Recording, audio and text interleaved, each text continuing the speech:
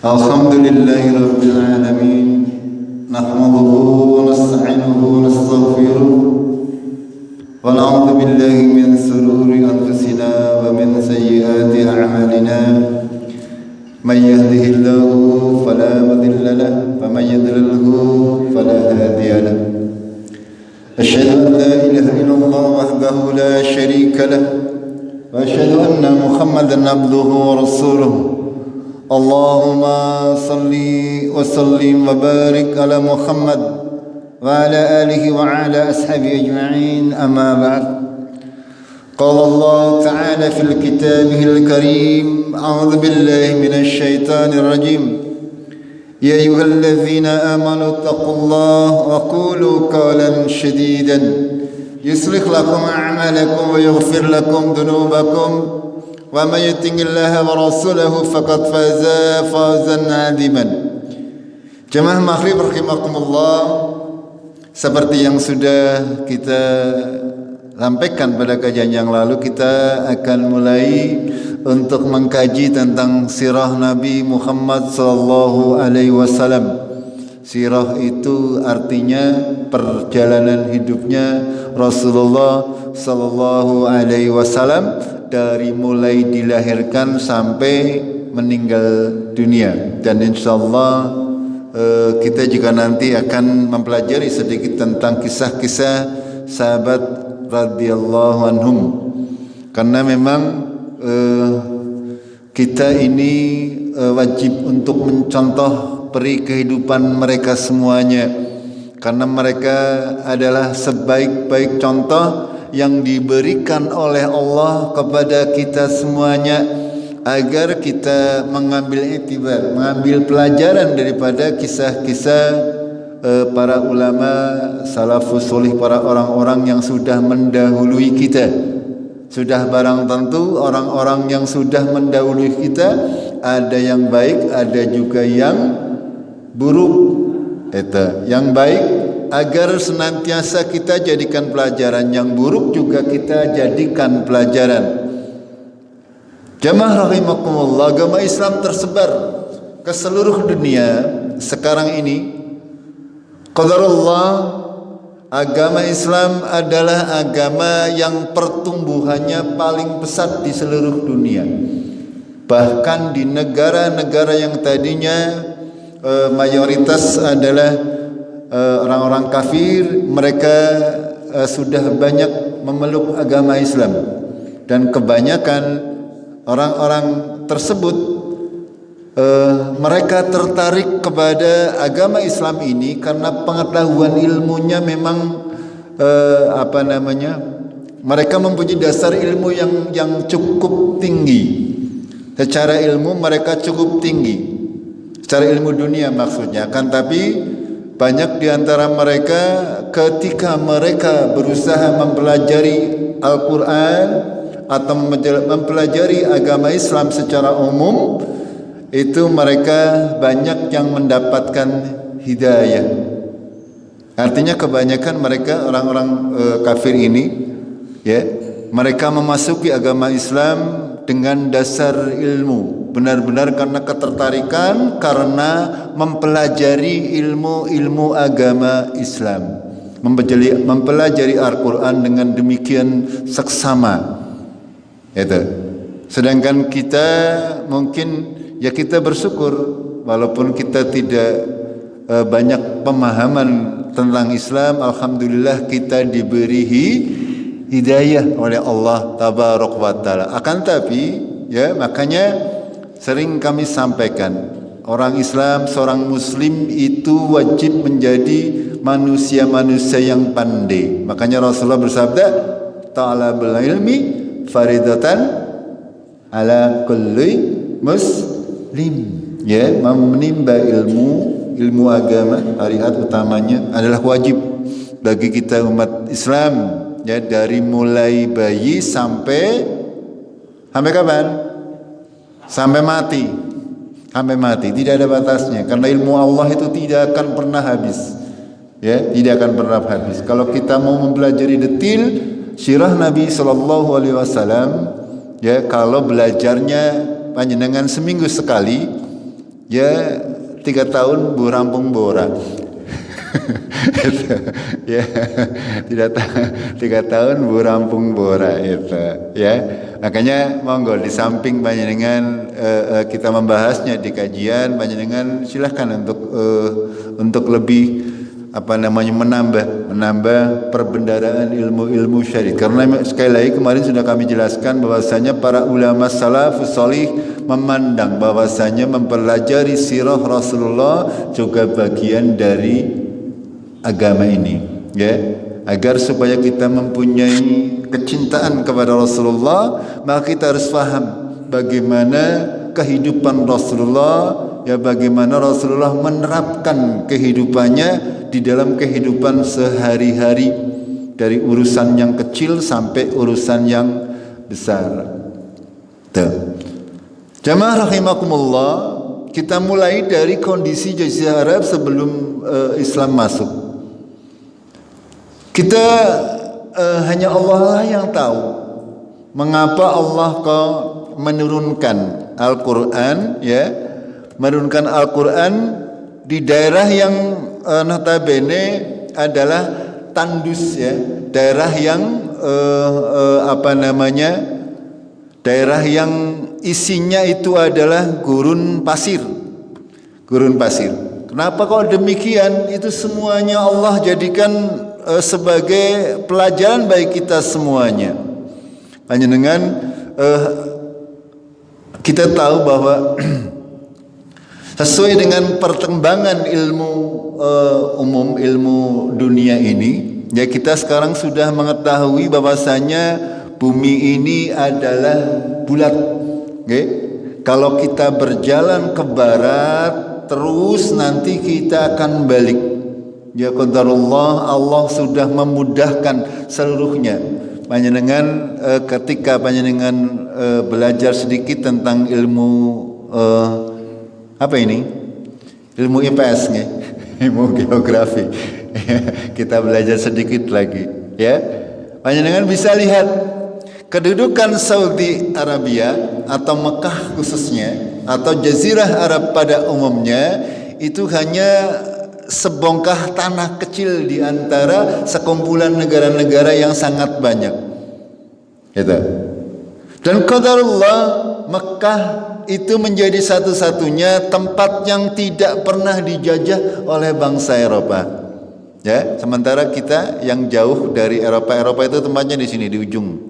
Nih, yang namanya orang-orang Eropa, orang-orang Romawi, orang-orang yang beragama Nasrani pada saat Rasulullah sebelum diutus, mereka berusaha untuk menguasai daerah-daerah di sepanjang seluruh dunia.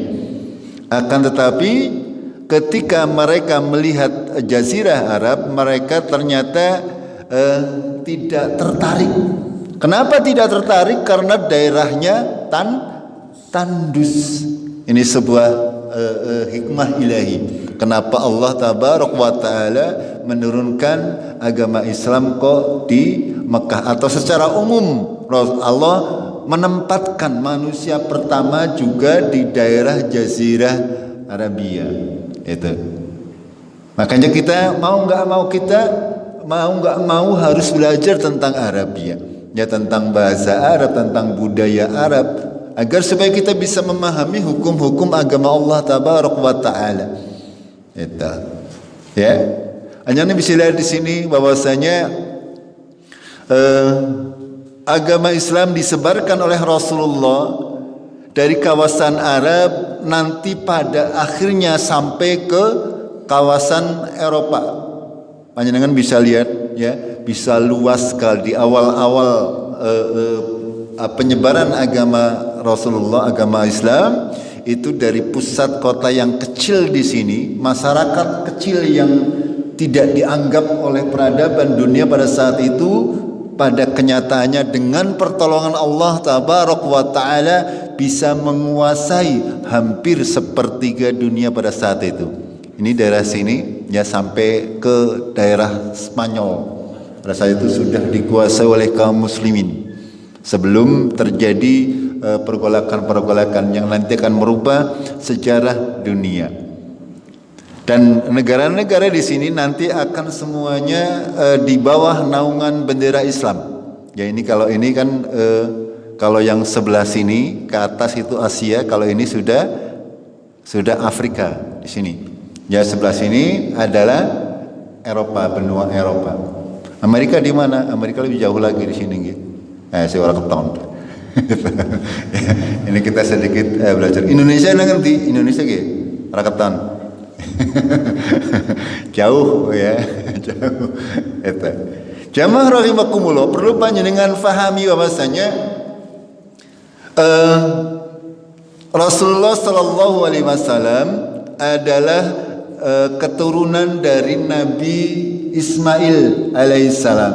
Sedangkan Nabi Ismail itu adalah keturunan daripada Nabi Ibrahim, dan selanjutnya sampai ke Nabi Adam. Ya kalau mau dirunut, akan tetapi memang tidak ada nas yang sahih dari Rasulullah yang mengurutkan nasab beliau sampai Nabi Adam. Nanti ada penjelasan lebih rinci terkait itu.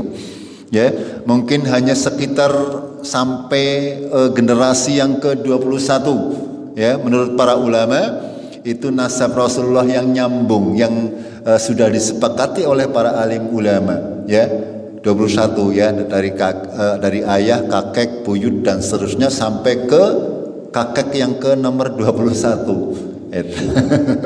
Ya 21 turunan itu masih bisa dicatat, karena qadarullah orang Arab ini mempunyai keahlian ke arah situ untuk mencatat nasab. Dan juga ini agar menjadi kebiasaan kita kaum muslimin. Kaum muslimin semestinya mempunyai catatan nasab, agar supaya apa ya, kita mencontoh Rasulullah sallallahu alaihi wasallam yang sepuh-sepuh monggo untuk mulai masing-masing keluarga ini mencatat nasabnya masing-masing, karena ini untuk mengamalkan firman Allah tabaraka wa taala wa ulil arham, ya, orang-orang yang mempunyai hubungan kekerabatan itu mempunyai hak yang lebih daripada orang-orang yang tidak mempunyai hubungan kekerabatan. Yang namanya silaturahim itu adalah menghubungkan kekerabatan, ya, bukan orang yang tidak kenal sama sekali bercampur laki-laki dan perempuan itu dinamakan silaturahmi, bukan. Sekali lagi, ya. Kalau orang-orang yang perempuan dengan laki-laki bertemu ngomongnya silaturahim, padahal tidak kenal, bukan mahram, saling berkumpul, itu bukan silaturahim. Yang namanya silaturahim adalah menghubungkan tali persaudaraan nasab. Paham nggih? Ini. Ya. Karena memang Rasulullah sallallahu alaihi wasallam itu adalah orang yang mempunyai nasab yang luhur. Keadaan pra-Islam, dunia ini dikuasai oleh dua kekuatan besar. Ya, kekuatan besar yang namanya kerajaan Persia yang berpusat di Iran sekarang. Iran, ya, Iran panjenengan mungkin sering mendengarkan. Iran itu pusatnya Syiah. Ya, Syiah sempalan dari agama Islam, bukan Islam sekali lagi. Dan Majelis Ulama Indonesia sudah menyatakan bahwa Syiah itu aliran sesat, ya, karena mereka banyak mengkafirkan para sahabat radhiyallahu anhum. Mereka mempunyai Quran sendiri, dan pusatnya atau negara yang mempunyai akidah seperti itu adalah di Iran. Walaupun di tempat-tempat lainnya juga banyak, di Indonesia pun sudah banyak orang-orang Syiah ini. Jadi kita harus berhati-hati. Dahulunya memang Iran ini adalah pusat dari kerajaan Persia. Kerajaan Persia. Yang kedua adalah kekuasaan Romawi. Ya, dari sini ini sebagian besar adalah mereka dikuasai oleh kekuasaan Romawi. Kalau Persia itu agamanya adalah menyembah matahari, sedangkan Romawi itu adalah agamanya agama samawi. Artinya mereka ada yang beragama Yahudi, ada yang beragama Nasrani, atau yang biasa di Al-Quran disebut dengan Ahlul Kitab. Gitu. Ya. Sedangkan Jazirah Arab sendiri, jangan bisa lihat di sini sedikit saja untuk lebih bisa memahami kondisi. Saudi Arabia atau Jazirah Arab itu terdiri dari kabilah-kabilah atau suku bangsa. Masing-masing dari kabilah-kabilah tersebut kadang dipimpin oleh yang disebut dengan raja atau amir atau emir atau sultan dan sebagainya. Semuanya terbagi-bagi. Kenapa bisa demikian? Karena memang dahulunya mereka berasal dari satu keturunan. Ya kalau orang Cikadu ini, kalau ada yang pinter mencari nasab, kemungkinan orang Lumbiri ini keturunan wong siji. Gini betul. Itu seperti itu. Kita semuanya ini mungkin ya di generasi yang keberapa itu akan bertemu. Sama dengan kondisi dunia atau manusia secara umum adalah seperti itu. Karena memang kita berasal dari satu ayah dan ibu, yaitu Nabi Adam dan Hawa. Pada prinsipnya semuanya nanti akan bertemu nasabnya. Gitu. Panjenengan bisa lihat di sini ya, ini namanya Jazirah Arabia ini yang sebelah sini ya. Di sini ada Laut Merah, laut yang pernah dibelah oleh Nabi Musa ya.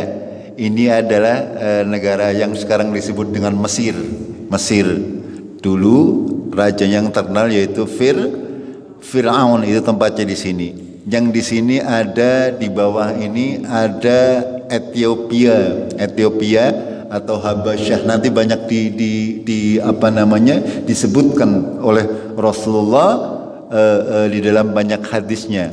Kaum muslimin ketika Mekah itu di sini ya, Madinah di jaraknya sekitar 500 km dari sini sampai Jakarta kurang lebih. Ya, dari sini Jakarta nggih, Pak Buti, 500 nggih.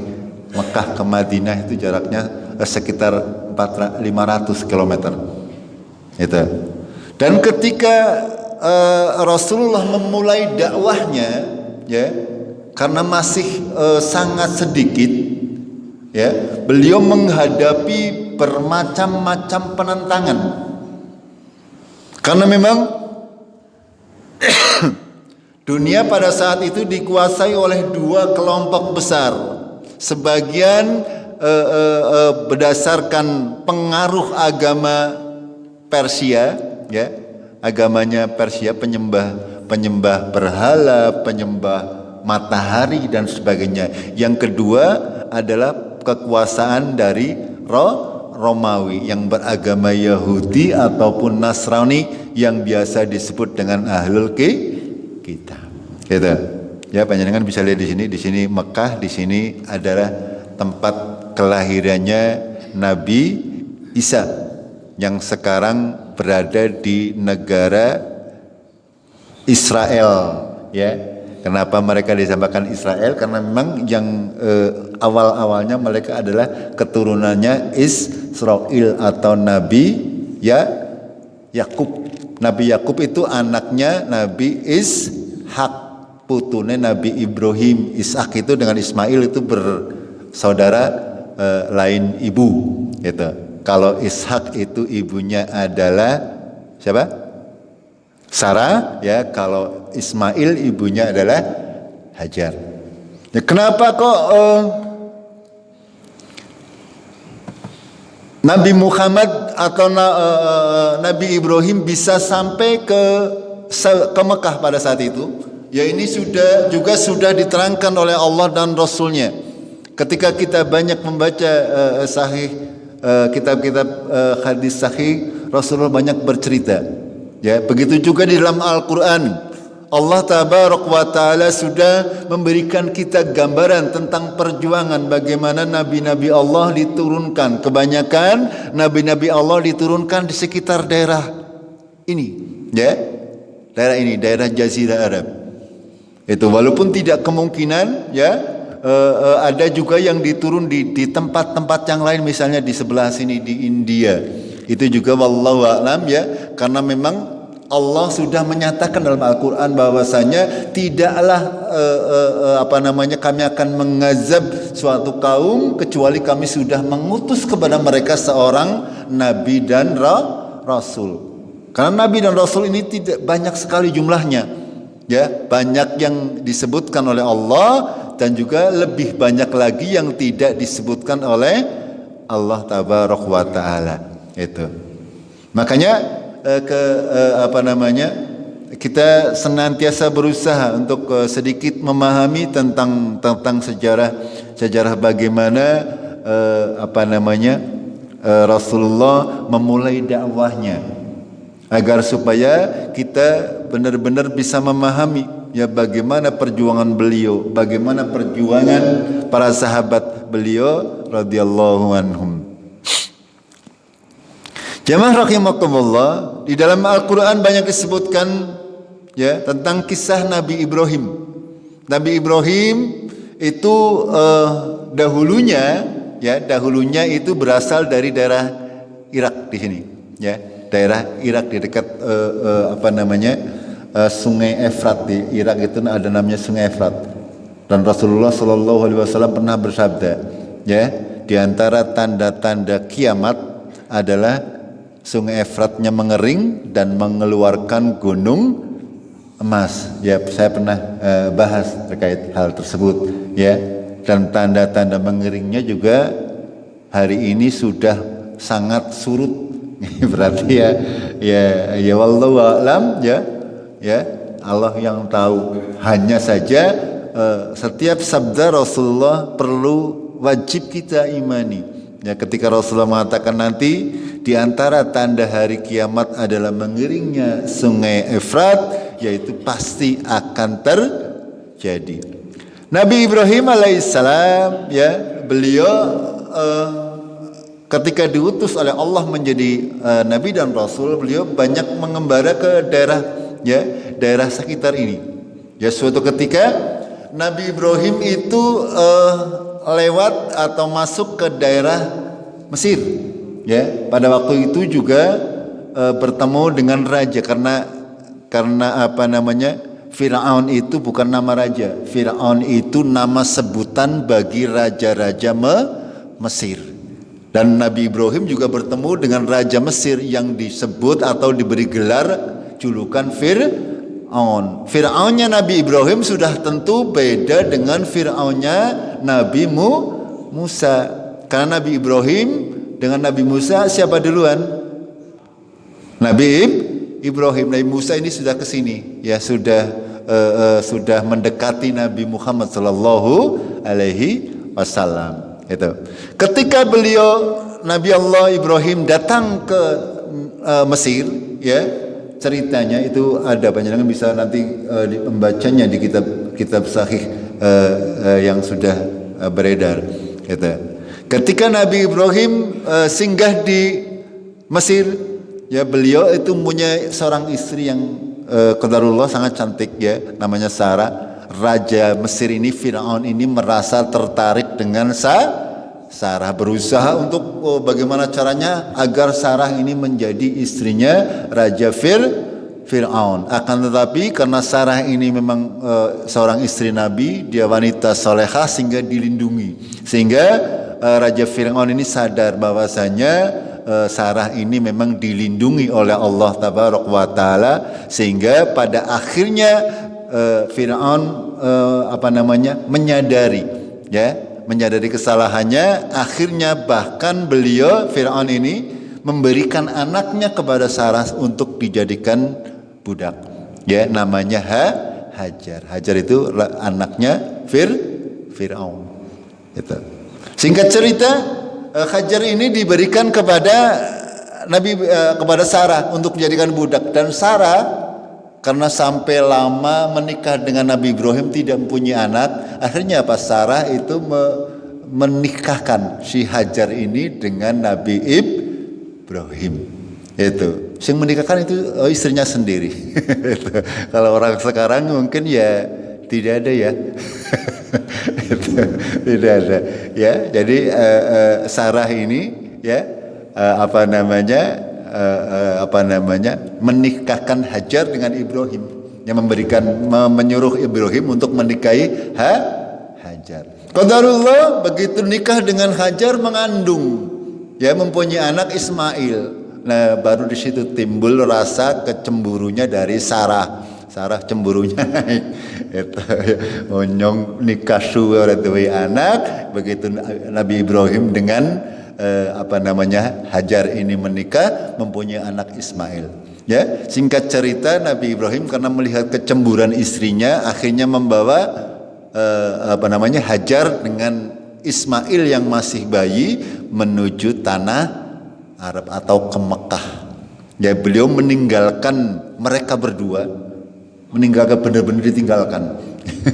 Ya, kalau kita orang biasa tidak mungkin, tapi Nabiullah Ibrahim sudah tentu melakukan hal tersebut sesuai dengan petunjuk Allah Tabaraka wa Ta'ala. Kalau jenengan mengikuti ya luput meninggalkan anak dan istri dan hutan misalnya.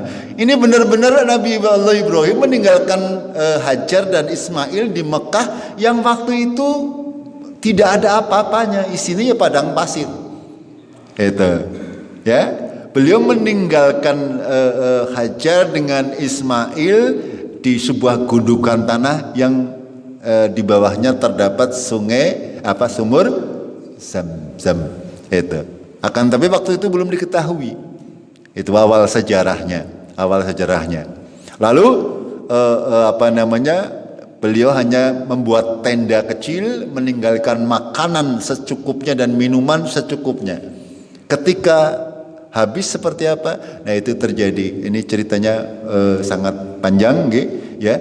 Nanti akan terjadi Nabi Ismail qadarullah memancarkan sumber air yang sampai sekarang masih ada dan dimanfaatkan oleh seluruh umat manusia. Itu. Lalu Nabi Ibrahim pulang lagi ke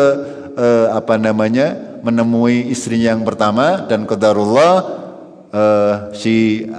Sarah juga akhirnya mengandung walaupun usianya sudah tua, mengandung dan lahirlah Ishak. Makanya Ismail dan Ishak itu adalah saudara kandung, akan tapi berbeda ibu. Nah, Ishak ini yang menurunkan nanti Bani Israel, ya, nabi-nabi di antara mereka. Ya, semuanya banyak disebutkan dalam Al-Quran, dari mulai Ishak, Yakub, terus Yusuf, Musa, Isa dan seterusnya. Itu semuanya dari keturunan Bani Israel. Sampai terakhir adalah Nabi Isa. Gitu. Dan itu semuanya diceritakan oleh Allah dalam banyak surat dalam Al-Quran maupun oleh Rasulullah dalam hadis-hadis yang sahih. Ya, diceritakan juga di dalam Al-Quran bahwasanya Nabi Ibrahim ini sering mengunjungi Nabi Ismail. Menurut catatan para ahli sekitar 4 kali. Wallahu a'lam, pada kenyataannya beberapa kali, yang mungkin lebih sering dari 4 kali. Akan tapi yang tercatat, ya, di dalam Al-Quran maupun di dalam hadis-hadis Rasulullah, Nabi Ibrahim mengunjungi Mekah itu 4 kali. Yang pertama adalah yang tadi, ketika menempatkan Hajar dan Ismail adalah untuk tinggal di kota Mekah, yang waktu itu memang belum ada apa-apanya, ya, belum ada penghuninya, belum ada apa-apanya, pokoknya isinya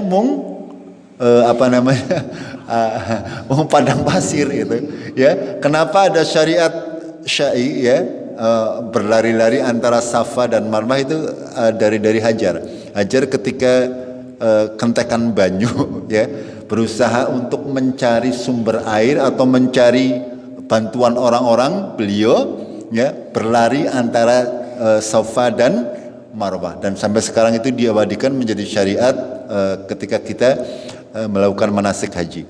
Gitu. Terus perjumpaan yang kedua di dalam Al-Quran disebutkan, ya, bahwa ketika Nabi Ismail masih berusia anak-anak, ya, sekitar 10 atau 11 atau 12 tahun, yaitu ketika Nabi Ibrahim bermimpi, ya, bahwasanya dia diperintah Allah untuk menyembelih anaknya. Itu Nabi Ibrahim mendatangi Ismail yang berada di Mekah. Waktu itu lagi nyeneng-nyeneng ini. Nabi Ismail lagi nyenengi. Bayangkan panjenengan seorang ayah ya mempunyai anak yang jauh ya, terus diperintah oleh Allah. Kau diperintah oleh Allah untuk mendatangi Ismail untuk disembelih. Akan tapi ini Nabi ya, apapun perintah Allah pasti dilakukan. Dan ketika sudah bertemu Nabi Ismail, Nabi Ibrahim mengutarakan maksudnya, dan Nabi Ismail karena memang sudah dipilih oleh Allah ya, mengatakan kepada bapaknya, "Ya bapakku, ya silakan lakukan apapun perintah dari Allah Tabaraka wa Ta'ala." Seperti kita ketahui kisahnya, akhir kisahnya yaitu Nabi Ismail ternyata diganti oleh Allah dengan sesembelihan atau domba yang besar, dan itu menjadi syariat kurban yang berlaku sampai sekarang. Begitu ya. Terus dalam hadis Rasulullah sallallahu alaihi wasallam dijelaskan bahwasanya ketika Nabi Ismail itu akhirnya menikah ya, ketika sudah berkembang ini Mekah, Nabi Ismail menikah dengan kabilah Jurhum ya, dari daerah sini, daerah Yaman ya, daerah Yaman itu ada sebuah kabilah yang datang yang sering lewat ini, karena jalurnya karena pinggir pantai biasanya menjadi pusat perjalanan gitu. Sehingga akhirnya Ismail ketika sudah menginjak dewasa, beliau dinikahkan dengan salah seorang perempuan dari kabilah Jurhum ya. Lalu Nabi Ibrahim diriwayatkan mengunjungi Mekah lagi, pengen ketemu atau pengen melihat Nabi Ismail anaknya yang tercinta yang dahulu pernah mau disembelih ya. Itu ya, ketika Nabi Ibrahim datang ke Mekah, dilalah tidak bertemu dengan dengan Nabi Ismail. Beliau bertemu dengan istrinya lalu ngobrol ya. Nabi Ibrahim kira-kira bertanya seperti ini, bagaimana keadaan kamu, bagaimana keluargamu, bagaimana Ismail. Si istri ini mengadu kepada Nabi Ibrahim, "Jan, Ismail lah kebangetan ora tau ngapain nafkah." Yang ngode kur pas-pasan ya, dan seterusnya. Artinya istrinya Nabi Ismail ini bercerita tentang keburukan, semuanya keburukan kepada Nabi Ibrahim tentang Ismail. Akhirnya Nabi Ibrahim pamitan kepada istrinya Nabi Ismail dengan memberi pesan ya. Pesannya kepada istrinya Nabi Ismail untuk merubah palang pintunya kon dirubah. Itu pesanannya Nabi Ibrahim kepada Nabi Ismail. Ketika Nabi Ibrahim sudah pulang, lalu istrinya ngadu kepada atau bertemu dengan Nabi Ismail, berceritakan tentang pertemuannya. Nabi Ismail karena seorang nabi, dia tahu maksudnya Nabi Ibrahim adalah untuk menceraikan istrinya, karena istri memang seperti itu diibaratkan sebagai pintu masuk, kita mau masuk. Kalau pintunya bodol ya ya suaminya ikut bodol ya. Di dalam Al-Quran juga disebutkan bahwa istri itu adalah pakaian bagi kita ya, kita juga pakaian bagi mereka. Dan Nabi Ibrahim memberikan tamsil, perumpamaan itu. Akhirnya Nabi Ismail menceraikan istrinya dan beliau menikah dengan wanita yang lain lagi. Di kesempatan yang lain Nabi Ibrahim datang lagi ya ke Mekah lagi. Ya qadarullah ya, tidak juga bertemu dengan Nabi Ismail pada waktu itu. Beliau bertemu dengan istrinya Nabi Ismail yang baru ya, bercerita, tapi yang istri yang satu ini menceritakan kebaikan-kebaikan dari Nabi Ismail. Akhirnya beliau ketika pulang berpesan, ya pintunya jangan diganti nak ya. Gampangnya seperti itu. Artinya Nabi Ismail sudah paham bahwa itu berarti Nabi Ibrahim sudah ridho dengan istrinya yang terakhir. Dari situlah Nabi Ismail beserta istrinya hidup di kota Mekah dan berkembang beranak pinak sampai nantinya sampai kepada Rasulullah Sallallahu Alaihi Wasallam. Itu awal mula ya, perkembangan kehidupan di Jazirah Arab pada saat itu. Kenapa Nabi Muhammad SAW itu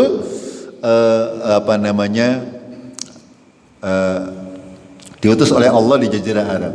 Itu sejarahnya adalah seperti itu, dari perjalanan Nabi Ibrahim yang berasal dari Irak. Lalu di Al-Quran juga di akhir surat Al-Baqarah Allah juga menjelaskan kepada kita bagaimana Nabi Ibrahim bertemu dengan Nabi Ismail. Kali ini adalah Nabi Ibrahim diperintah oleh Allah untuk meninggikan Ka'bah, bukan membangun, ya, bukan membangun Ka'bah, tapi memang sudah ada pondasinya. Ka'bah itu sudah ada pondasinya, dan Nabi Ibrahim dan Ismail itu diperintah oleh Allah untuk meninggikan Ka'bah, yaitu meninggikan Ka'bah bersama Ismail. Ya, ketika sedang bekerja, ya, Nabi Ibrahim dan Ismail itu berdoa, doa yang sudah kita kenal bersama-sama. Rabbana taqabbal minna innaka antas samiul alim wa tub alaina innaka antat tawwabur rahim. Itu doanya Nabi Ibrahim dan Nabi Ismail ketika mereka meninggikan Baitullah. Ya. Dan mulai dari itu ketika sudah ditinggikan, terus Nabi Ibrahim menyeru kepada seluruh masyarakat baik yang dekat maupun yang jauh untuk melaksanakan haji dan umroh ke Ka'bah. Sehingga zaman dahulu pun sebelum Rasulullah diutus juga masyarakat Arab senantiasa mereka berkunjung ke Ka'bah walaupun mungkin caranya berbeda. Itu. Akan tapi memang ini sudah menjadi syariat agama Islam dari zaman Nabi Ibrahim, yaitu tadi yang pemotongan korban dan mengunjungi Baitullah atau yang sering disebut dengan haji dan umroh. Itu. Ya, Nabi Ismail alaihissalam beserta keluarga mereka membina rumah tangga yang bahagia, mempunyai anak yang banyak. Akan tapi pada prakteknya, ya kita tahu Nabi Ismail sudah tentu dia mengajarkan agama napa kira-kira? Agama napa? Islam. Ya karena agama dari zaman dahulu ya Islam.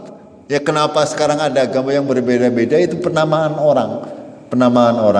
Dari zaman dahulu Nabi Adam, Nabi semuanya beragama Islam, termasuk Ibrahim agamanya ya Islam, Ismail agamanya Islam. Hanya sekali lagi, ya, saking lamanya akhirnya turun temurun, ya, dari satu generasi diturunkan ke generasi berikutnya, semakin suwe semakin hilang. Gimana betul? Kecuali kita sekarang, ya, ketika kita mau menjaganya, insya Allah ya bisa kita jaga. Tapi sama ketika kita tidak menjaganya, suwe-suwe neng cikadu langka wong salat. Gimana betul? Sama, ya. Ya, bangsa Arab kurang apa keturunannya Nabi Ismail, Nabiullah yang agung, Nabi Ibrahim, Nabi Muhammad. Akan tapi ketika Rasulullah berada atau diutus, itu keadaan Jazirah Arab atau di Mekah pada saat itu sudah sangat jauh dari syariat agama Allah. Hajine esih, tawafe esih, saine esih, ya, akan tetapi lempar jumroh ya masih. Akan tetapi mereka melakukan itu semuanya dengan cara-cara yang salah. Ya, ada yang dikabarkan oleh Allah, ya, rata-rata ibadahnya mereka dengan keprok-keprok karo singsot di dalam Al-Quran ada. Dalam hadis juga disebutkan bahwasanya mereka melakukan tawaf mengelilingi Ka'bah dengan telanjang. Itu naudzubillah. Dan di dalam Ka'bah itu pada saat Rasulullah diutus itu banyak sekali ya berhala-berhala, sekitar 300-an lebih. Ini perjalanan dakwah Rasulullah Shallallahu Alaihi Wasallam. Gitu. Kita lanjut sedikit ke garis nasab Nabi Muhammad Shallallahu Alaihi Wasallam. Secara umum ada tiga bagan yang diutarakan oleh para ahli. Ada tiga bahan. Yang pertama dari Nabi Muhammad Sallallahu Alaihi Wasallam sampai kepada Adnan, itu yang disepakati oleh para ulama. Ya, tadi ada 21 generasi yang disepakati oleh para ulama. Sedangkan bagian yang kedua adalah dari Adnan sampai Ismail, sampai Nabi Ismail sampai Nabi Ibrahim. Akan tetapi itu tidak disepakati, artinya riwayat-riwayatnya tidak ada yang tidak sahih. Ya, Rasulullah sendiri menyatakan bahwasanya yang sahih garis nasab Rasulullah adalah yang sampai ke Adnan, yaitu sekitar 21 generasi.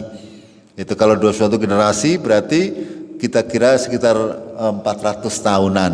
Itu masih tercatat semuanya oleh orang-orang dari Arab ini. Gitu. Akan tapi ketika sudah dari Adnan sampai Nabi Ibrahim itu sudah banyak riwayat-riwayat yang tidak disepakati kesahihannya. Artinya banyak yang dhaif dan kita tidak usah terlalu memikirkannya. Yang pasti bahwasanya dari Nabi Muhammad sampai ke kakeknya yang ke-21 itu sahih dan Rasulullah menyatakan itulah yang benar. Akan tapi di atasnya itu tidak perlu diperselisihkan, tidak perlu dipermasalahkan dan tidak perlu dipercaya 100%. Itu sampai Nabi Ibrahim. Apa kita yakin bahwasanya memang dari keturunan Nabi Ibrahim. Apalagi kata para ahli dari Nabi Ibrahim sampai Nabi Adam. Kadang-kadang kita kan ada orang yang mengajarkan keturunan sampai Nabi Adam. Itu semuanya sudah jelas itu riwayat-riwayat yang tidak sahih, tidak sahih. Itu. Jadi tidak perlu kita yakini 100%. Ya cukup kita memahami saja bahwasanya memang Nabi Ibrahim nanti akan sampai kepada Nabi Adam alaihi salam. Secara mudah saja, kita tidak usah terlalu panjang ya ke atasnya. Ya, Nabi Muhammad Sallallahu Alaihi Wasallam itu adalah pada kemarin juga sudah kami sampaikan bahwasanya beliau adalah keturunan Bani Hashim ya di sini. Ya, Hashim ini mempunyai beberapa anak yang salah satunya adalah bernama Abdul Muthalib. Sebenarnya namanya Syaibah. Ya, Hashim ini mempunyai 3 orang anak. Ini semuanya nanti akan bertemu. Ini semuanya yang di Taim, Kilab, Yasad dan sebagainya ini akan membuat kabilah-kabilah di daerah Arab. Itu yang ada yang menempati di Oman, di Yaman, di Abu Dhabi dan sebagainya. Ini semuanya yang nanti pada akhirnya nanti akan beradu dengan Rasulullah Sallallahu Alaihi Wasallam. Padahal kalau dipikir-pikir ya masih tunggal kalau diurut-urut. Itu. Abdul Muthalib itu namanya Syaibah sebenarnya. Muthalib itu nama adiknya. Ya, Hashim ini mempunyai 4 orang anak kalau nggak salah. Ini di buku besar itu ada. Ya nanti saya tidak akan bahas ini sedikit saja bahwa Hashim mempunyai 4 orang anak. Ya, yang satunya kalau nggak salah namanya Haris ya. Yang keduanya adalah Syaibah dan ada yang bernama Muthalib. Gitu. Kenapa dia disebut Abdul Muthalib? Karena memang yang mengasuhnya adalah Muthalib pamannya. Ya, kenapa disebut Abdul Muthalib? Suatu ketika sebenarnya anaknya Hashim, ya. Ini kan ada Muthalib itu adiknya Hashim, ya. Kenapa dia disebut Abdul Muthalib? Karena Hashim ini meninggal, tetapi meninggalnya di Madinah. Beliau pergi ke Madinah dan menikah di sana dan menikah terus mengandung anak yang bernama Syaibah dan beliau meninggal di sana. Ketika Al-Muthalib ini mengetahui, lalu menjemput ini anaknya Hashim yang namanya Syaibah untuk dibawa ke Mekah. Ketika dibawa, orang-orang menyebutkan bahwasanya itu adalah Abdul Muthalib, hambane atau budaknya Muthalib.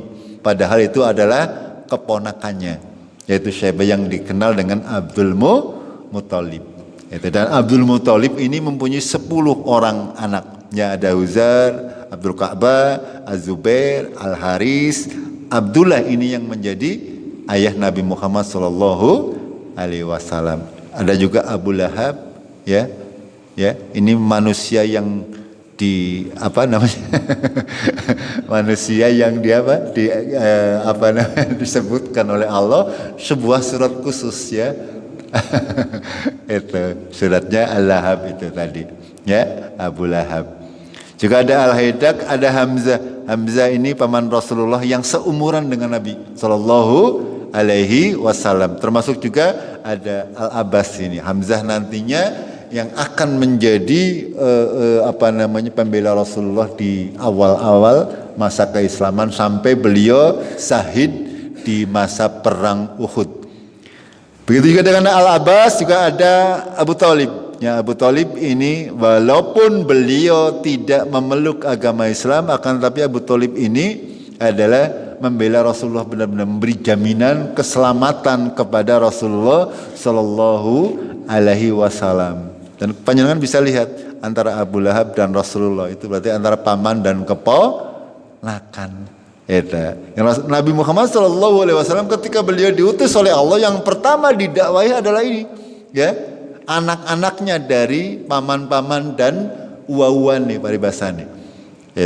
Dan juga ada beberapa orang yang di luar itu yang didakwahi oleh Rasulullah sallallahu alaihi wasallam. Jadi kedekatan nasab tidak menjamin seseorang itu akan mendapat hidayah dari Allah tabaraka wa taala.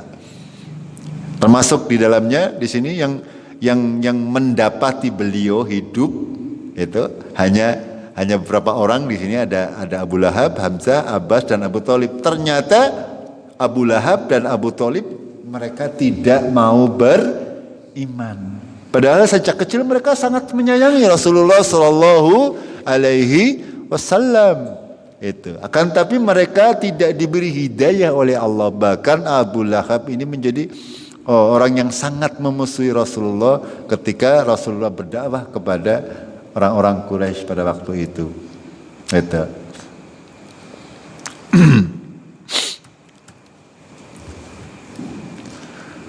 Jamaah rahimakumullah,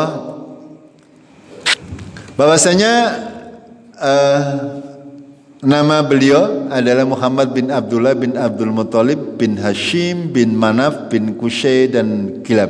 Ya, Qusay ini adalah nenek moyang Nabi yang mengumpulkan pada waktu itu ketika Nabi Ismail meninggal dunia, terjadi peperangan sehingga anak keturunan Nabi Ismail mereka mengungsi. Dan qadarullah Mekah itu dikuasai oleh bukan garis turunnya Nabi Ismail.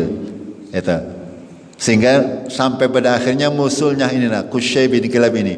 Dia yang mengumpulkan orang-orang Quraisy, ya, orang-orang keturunannya Nabi Ismail untuk merebut kembali kota Mekah, ya, karena di situ memang terdapat Baitullah sehingga menjadi tempat tempat ziarah, ya, tempat ziarah atau tempat ibadah haji dan umrah bagi seluruh jazirah Arab pada waktu itu.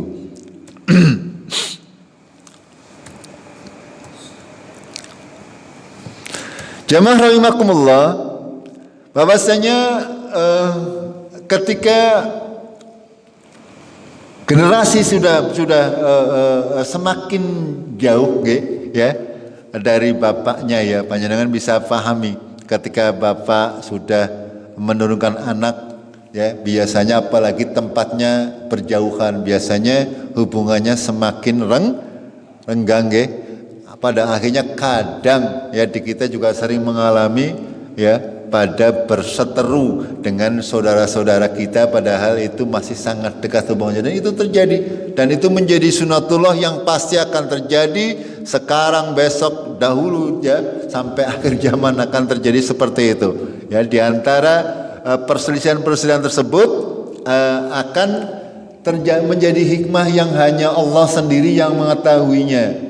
Itu semuanya menjadi bekal bagi Rasulullah sallallahu alaihi wasallam untuk apa? Untuk menguatkan akidah, ya, bagaimana beliau benar-benar diuji oleh Allah, bagaimana harus menghadapi kebanyakan musuh-musuh yang menentang adalah dari keluarga besar beliau sallallahu alaihi wasallam. Namanya Abu Lahab, namanya Abu Jahal. Abu Jahal itu seumuran dengan Rasulullah, kancane Rasulullah pada saat bermain. Kalau Abu Lahab itu pamane, Abu Jahal itu teman permainan, tapi keponakan bareng keponakan tapi bareng kaki, ya benar, kaki itu. Berarti seperti siapa panjenengan bisa menghubungkan sendiri. Abu Jahal ini orang termasuk gembongnya kaum kafir Quraisy, padahal ya itu tadi, ya, masa kecilnya adalah teman bermain Rasulullah, ya. Begitu juga hubungan kekerabatannya juga sangat dekat dengan Rasulullah sallallahu alaihi wasallam. Akan tapi sekali lagi itu semuanya, ya, tidak menjadikan mereka menyadari akan kebenaran Rasulullah sallallahu alaihi wasallam. Padahal mereka kaum keluarga Rasulullah sudah mengetahui bahwasanya Rasulullah mempunyai akhlak yang mulia, ya. Beliau sallallahu alaihi wasallam dari kecil itu sudah sangat disayang oleh seluruh keluarga beliau, ya. Akan tetapi ketika sudah sampai kepada masalah keyakinan, kadang-kadang begitu nih. Ya, kalau yang lain sih mungkin ya bisa, tapi kalau sudah menyangkut masalah keyakinan, ya, kadang-kadang wong gue ya seperti itu. Bahkan antara suami istri pun kadang-kadang berbeda-beda, gitu. Ini yang harus kita pahami bersama. Di antara peristiwa-peristiwa yang mungkin bisa dijadikan pelajaran bagi kita, ya, ketika di dalam perjalanannya Abdul Muthalib ini adalah orang yang ditugasi atau dipercaya sebagai keturunan Nabi Ismail untuk mengurusi jamaah haji, urusan memberi minum dan menjamu, ya, menjaga Baitullah orang-orang Quraisy. Pada saat Abdul Muthalib itu memegang kekuasaan tersebut, kita juga diingatkan oleh Allah bahwa pada saat beliau memegang tanggung jawab tersebut, beliau pernah diserang oleh Raja Abraha, ya, yang berasal dari Yaman tadi, ya, di bawah Yaman. Tapi Habasya itu kan berarti berasal dari Ethiopia sebenarnya, menguasai Yaman. Lalu pada saat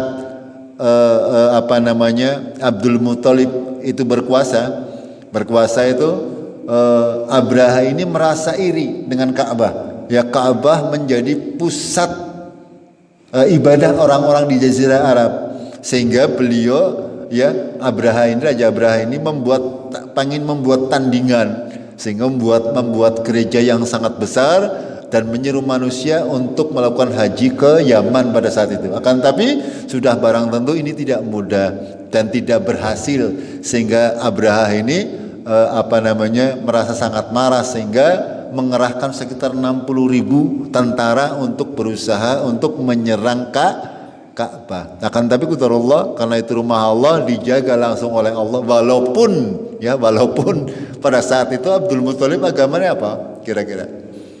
Abdul Muthalib musyrik, masih menyembah berhala. Akan tapi memang karena itu sudah dipersiapkan oleh Allah, tetap Baitullah dijaga oleh Allah. Dan kita tahu di dalam Al-Quran juga diabadikan, ya, alam tara kaifa fa'ala rabbuka bi ashabil fil, ya. Abraha itu memimpin 60.000 tentara dengan menggunakan gajah, ya. Dan qadarullah dijaga belum sampai ke Ka'bah, tidak sempat memasuki Ka'bah, beliau pasukan Abraha ini sudah dihujani oleh Allah dengan batu-batu yang dibawa oleh burung-burung, dan ini diabadikan oleh Allah. Di antara kisahnya adalah itu.